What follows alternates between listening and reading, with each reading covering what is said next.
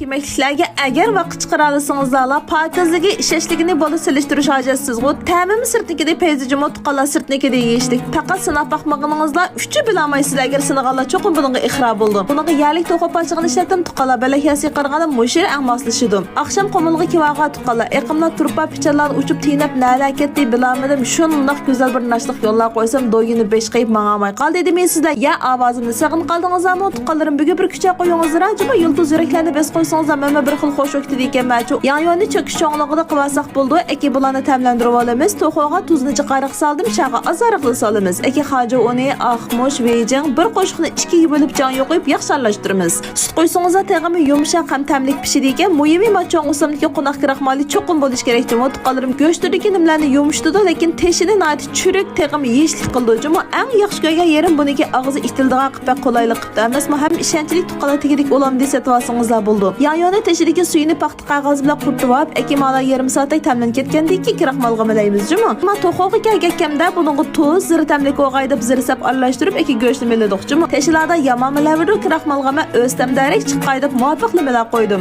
Zalga keldim, eng boshda yonyoni zalib olamiz. 2-3 minut zalsangiz zalib pishib ketadi. Agar saat pishni yaxshi ko'rsangizlar 2 minut, bo'lmasa 3-4 minut zalsangiz mashla qizdirib pishadi. Eki shani 4-5 minut zalib olsizlar, to'xoni 5 minutda oshirvaroq zalsangiz bo'ldi. Shunaqa intayin muvaffaqiyatli oldi zalga ketdik mana tuqqanlar. Taqsimizga chepayliq tizib olgandiki, garchi tetammisingizlarmi? Sizlarga bilgini aymay ham bahillayotgan Riymagulni qaytib qip-qizil lavildab turgan yuragingizlarni, cho'lpon yulduzlaringizni unutqamay bosardi Pamidirjonlarga melab yeydigan bo'lsangizlar, ajoyib lazzatchi mutqalin. Xayr xo'sh.